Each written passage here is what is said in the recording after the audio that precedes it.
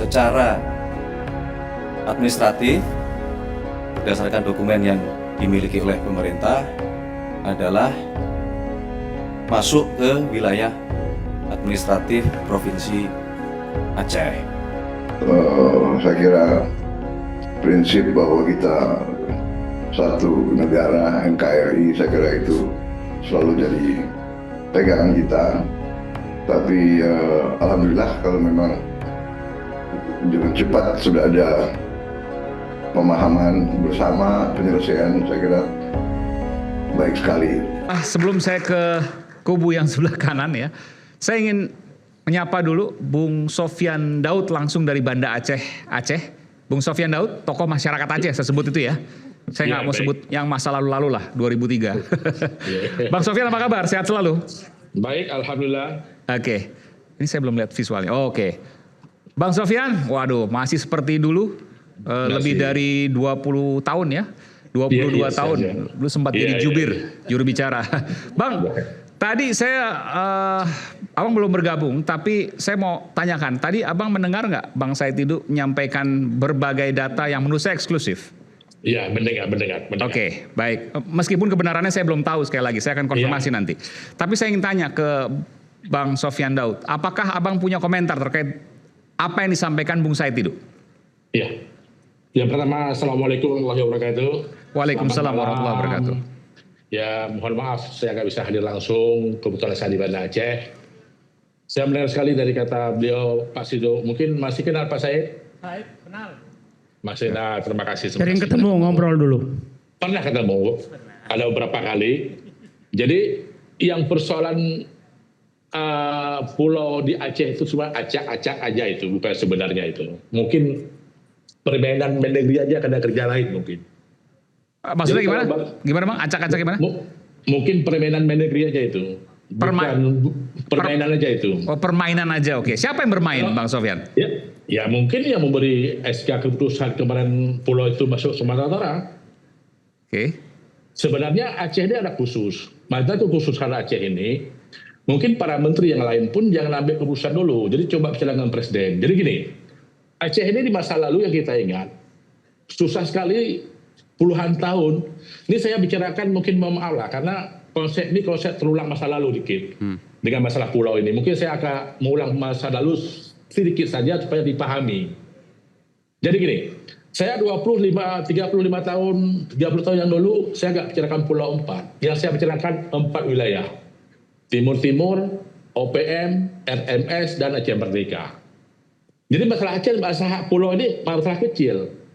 Jadi sekian lama tahun 2005 Aceh selesai masalah dengan perdamaian serius. Ini yang diharapkan oleh pemerintah nasional. Dan malam ini saya mengharapkan dari semua ini kawan-kawan nggak ada yang mau Aceh pisah daripada Indonesia. Semua kan kita damai. Ini masalah kecil, masalah pulau. Masalah investasi merah Arab masuk Aceh silakan, nggak ada masalah. Kami membuka peluang kepada siapapun membangun Aceh, tapi jangan diklaim. Ini Aceh ini sebenarnya pulau itu dari zaman dulu, zaman kerajaan itu milik Aceh itu. Dari dulu masa Wedana itu udah milik Aceh. Bahkan punya KTP, pemilihan umum, semua orang Aceh di situ, orang Singkil. Ini ada dua loh, orang keramat. Bicara sejarah, ada namanya Tunku Abdul Rauf Helsinki, ada Hamzah Faisuri, orang yang memperkuatkan bahasa Semenanjung Melayu dan sejarah yang besar di masa lalu. Ini kuat. Jadi bahkan 2006 ada Undang-Undang Nomor 11 Pemerintahan Aceh 2006, ya kan memicu bahasa Aceh kepada undang-undang sebelumnya. Itu aja kan. Jadi nggak udah yang lain nggak usah dibahas. Saya kira itu udah jelas. Mohon perhatian pada kawan-kawan semua. Kalau bicara Bobby itu kan itu bicara anak kemarin itu. Nggak tahu apa-apa kondisi Aceh. Pak Tito pun masa dulu kan dia masih prajurit. Kalau masih dia tuan Aceh ya tugas tembak, tangkap, lepas itu aja kan. Tapi yang tahu Aceh sekarang ya ada. Di tim Presiden Pak Prabowo ada Pak Prabowo sendiri. Ada Pak Luhut, ada Pak SBY, dan ada Pak Wiranto. Yang lain nggak tahu apa tentang Aceh. Jadi ini penting. Sekarang yang kita pikir Papua. Yang belum selesai, yuk kita sama bikin Papua perbaikan. Ada solusi nggak Papua? Kenapa Aceh udah jelas, udah senang, udah enak diganggu. Sekarang harus benar dibangun, baik-baik Aceh yuk bersamaan. Aceh belum selesai. 35 tahun Mas, Aceh ini belum ada solusi untuk perdamaian. Kapan muncul perdamaian di 76? Masa Presiden Bu Megawati, tapi gagal waktu Pak SBY Menko. Dilanjutkan oleh Pak SBY dengan Pak Wapres Yusuf Kala. Selesai masalah. Kami ini relawan menjaga perdamaian tanpa digaji oleh pemerintah. Hari ini saya menerima, ini Aceh memangas. Api sudah ada Aceh. Iya. Jangan sampai buah minyak, itu bahaya. Tapi kan gerak cepat Pak Prabowo ini positif, betul ya? Ini yang kami sanjung dan hebat, Oke. Pak Prabowo. Ini kan jadi permainan kan dianggap oleh anak-anak yang lain sejarah. Kondisi sekarang di sana sudah tenang lagi ya Bang ya?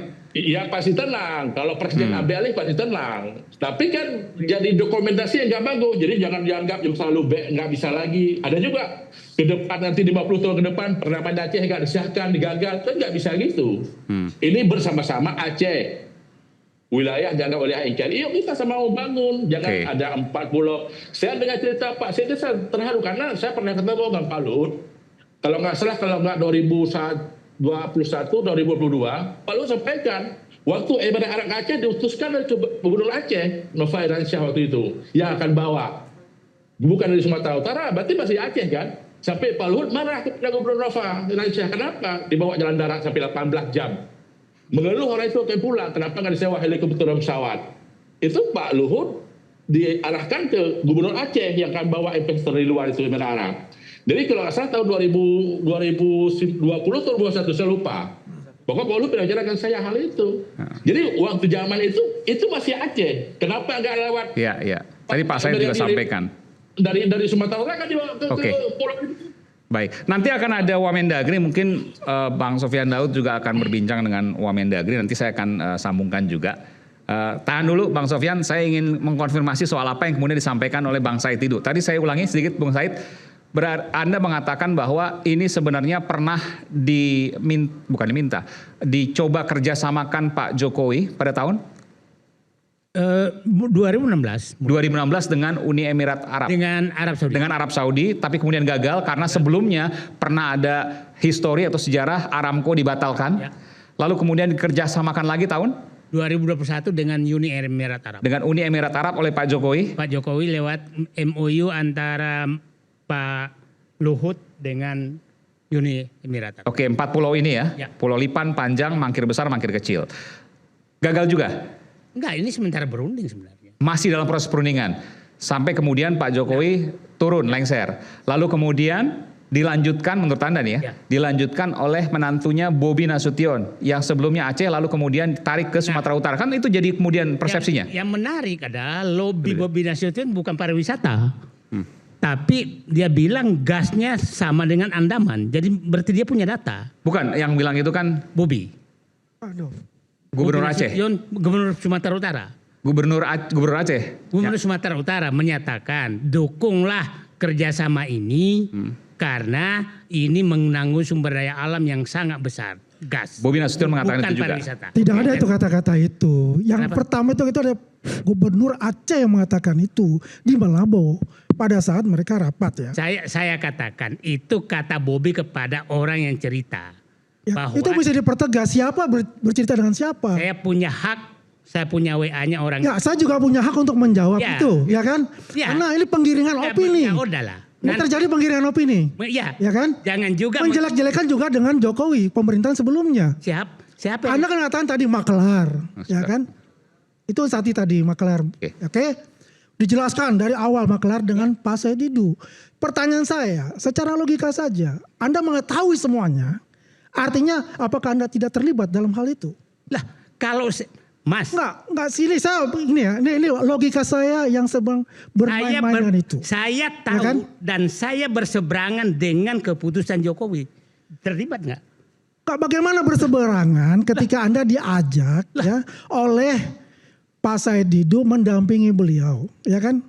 Setiap kegiatan-kegiatan beliau. Dan itu adalah Pak Jokowi.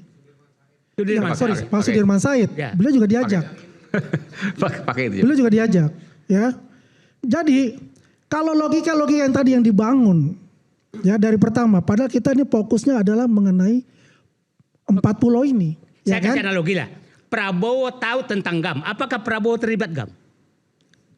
Ini logika apa yang dipakai? Jangan main logika itu, Pak. Bukan Karena masalah saya tahu kebijakan penggiringan ini. opini yang dibawa Bapak itu. Ini Anda Dari itu awal melakukan apa? itu, ya kan? Saya Penggiring tahu opini. penyimpangan Rosneft dibatalkan oleh Jokowi. Saya terlibat dengan Rosneft. Saya tahu izin di Morowali tidak lengkap. Iya.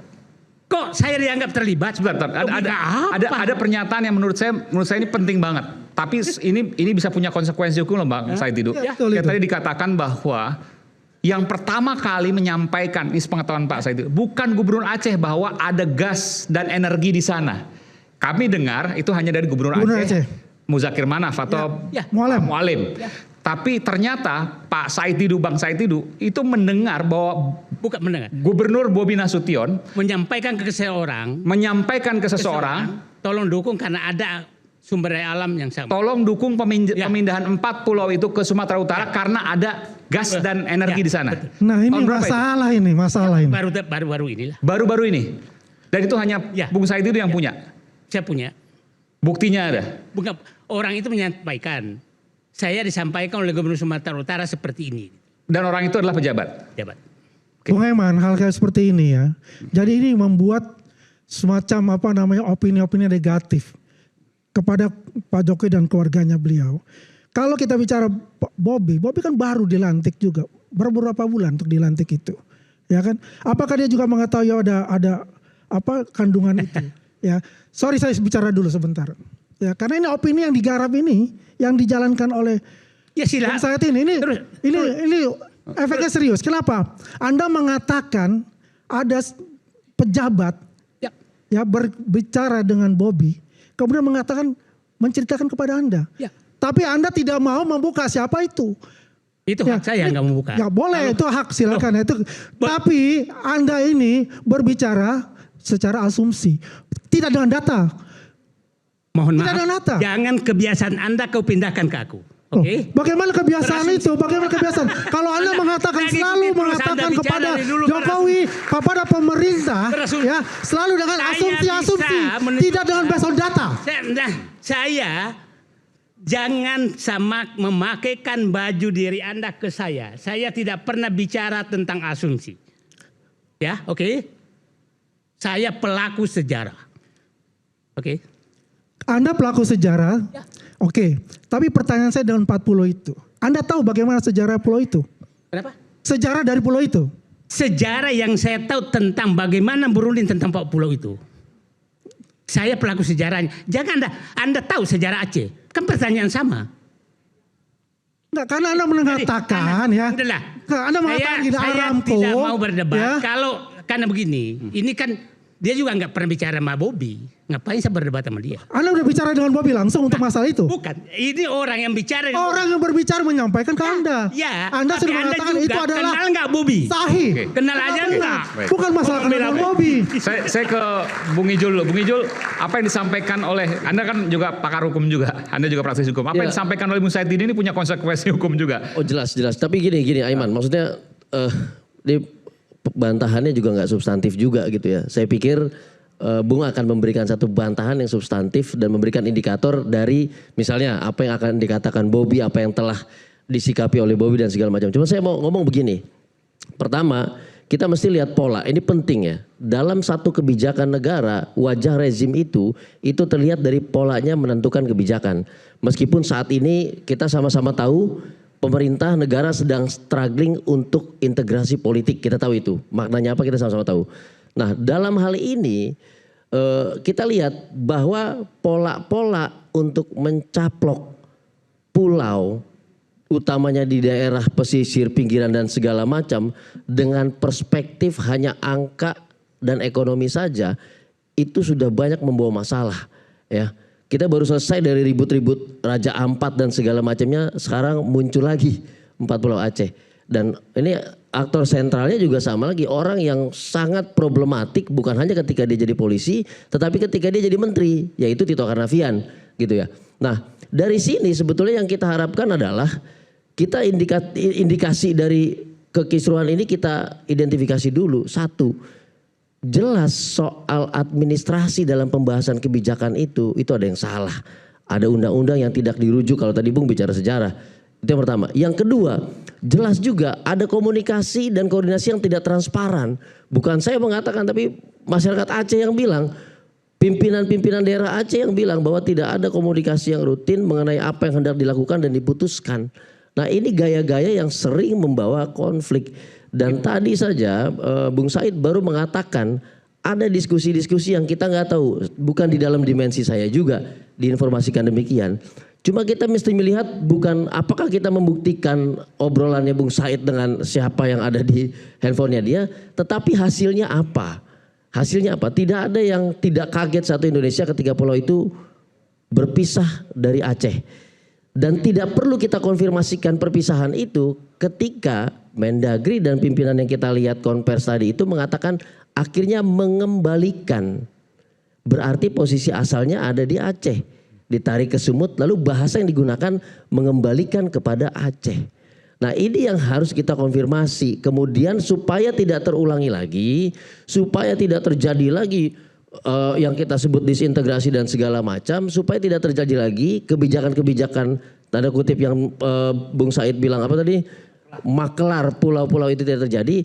Maka sekarang kita lihat nih, satu kita lihat bagaimana sikap Gubernur Aceh, bagaimana sikap Mualem, bagaimana sikap Bobi dan segala macamnya. Apa istilah-istilah yang digunakan? Kalau kita mau menguliti Bobi, Bung, kita lihat beberapa istilah yang digunakan. Pertama dia mengatakan itu bukan kewenangan kami, itu pusat. Ya, itu satu. Yang kedua adalah kami siap untuk berkolaborasi. Itu kedua. Yang ketiga, kami buka ruang perundingan baik dengan Aceh langsung maupun bersama-sama forum dengan nasional. Dari situ kita sudah bisa lihat arahnya kemana.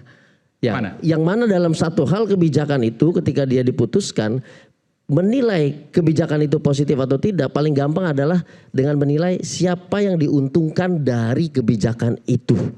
Selalu begitu. Kebijakan Raja Ampat dieksploitasi siapa yang diuntungkan. Kebijakan smelter IMIP di Morowali siapa yang diuntungkan. Dan yang lainnya.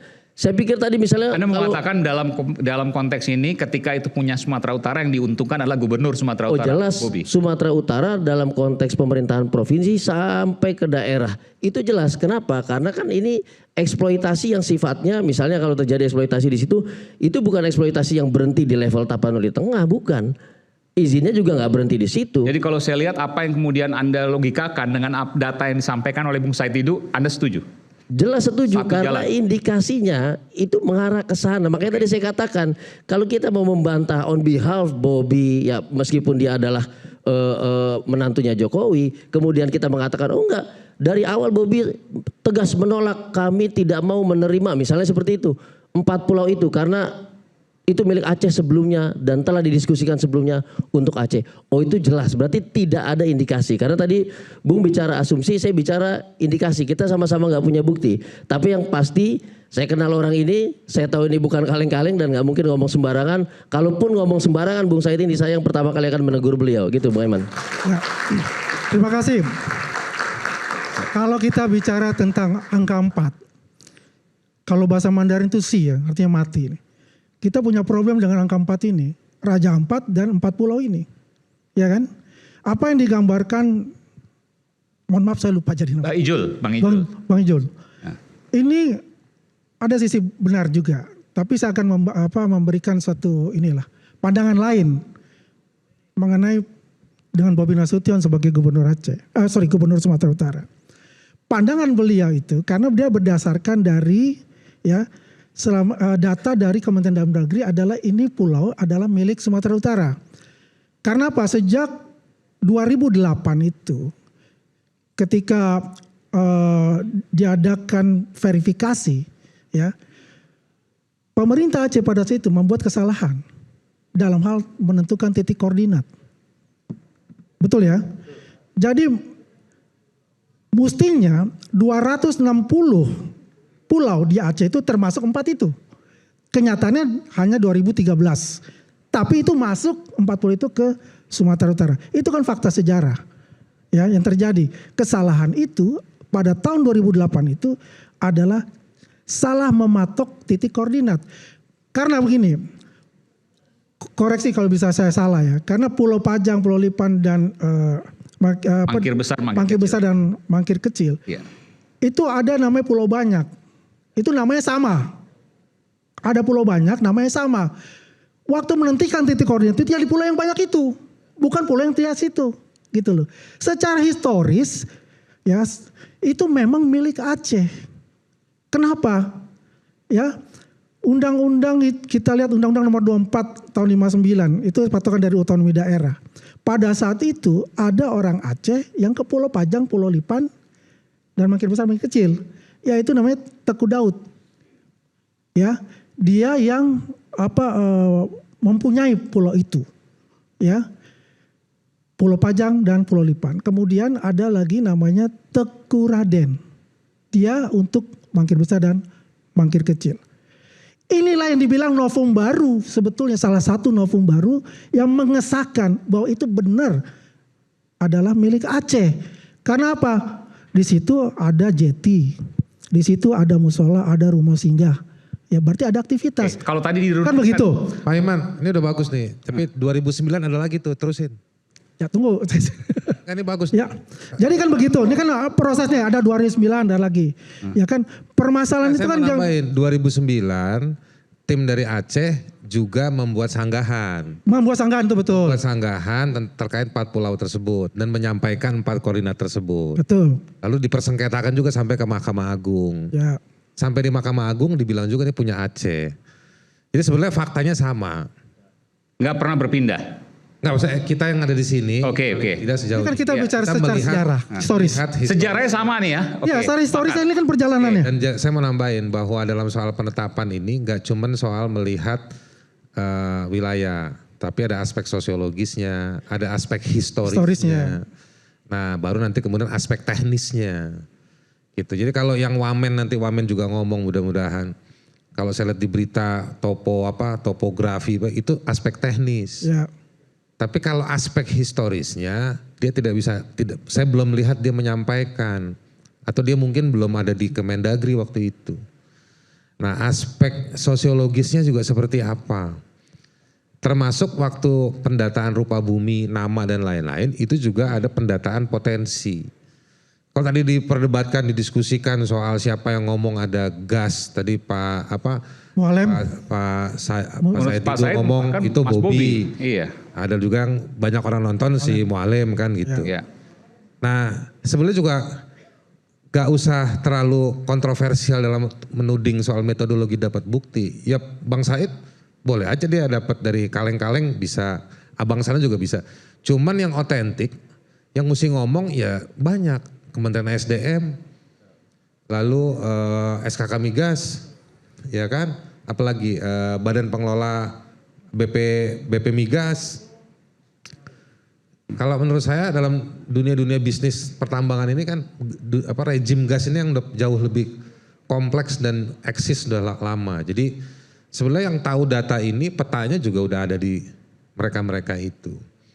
Nah, tapi saya belum, karena Pak Iman belum nanya saya, tadi saya cuma pengen ngelengkapin aja. Ya. Karena sejarahnya tadi ceritanya udah bagus tuh. Ya, saya mau tambahin. Ada hal teknis yang tadi ketika dipresentasikan itu diakui terjadi kesalahan. Ya. Ketika pengukuran itu termasuk menarik garis batas wilayah perairan yang katanya belum deal. Dia katakan belum deal nih wilayah perairan nih dari tahun 92 sampai sekarang. Tetapi bagaimana bisa? Dia tahu itu belum deal. Lalu dia mengukur menggunakan citra satelit TNI dan segala macamnya. Tapi tanpa melibatkan Aceh, tanpa melibatkan Sumatera Utara, lalu dia putuskan sendiri. Padahal dia bukan orang yang berkepentingan, yaitu dia di Kemendagri. Ini dia sedang membantah sendiri proses teknis yang dia lakukan. Nah itu yang mesti kita perhatikan. Makanya tadi ketika kita lihat presentasinya, dia katakan dia ngukur sendiri nih, tidak melibatkan Sumatera Utara dan Aceh. Baru masyarakat berasumsi ini ada yang diadu di sini karena pihaknya aja tidak dilibatkan. Nah itu yang kami katakan, makanya ketika di situ oke, mungkin Bobby punya kepentingan, dia dapat 4 pulau bisa dikelola dan segala macam. Tetapi apakah ketika itu Bobby memeriksa posisi pemeriksaan sebelumnya, dokumentasinya, dan bahkan presentasi hari ini yang mengatakan bahwa si pemberi SK 300 itu juga melakukan kesalahan dalam pengukuran teknis. Nah itu yang kami tunggu sebetulnya. Ada pertanyaan dari Anda terkait dengan proses keputusan ini sampai kemudian akhirnya kembali. Kita kembali saat lagi. Isu hangat kadang bikin penat, apalagi kalau tidak bisa mencerna dengan cermat. Jangan lupa secangkir kopi hangat yang nikmat untuk menemani kebersamaan program Rakyat Bersuara. Bersama saya Aiman Wicaksono, saya akan kembali saat lagi.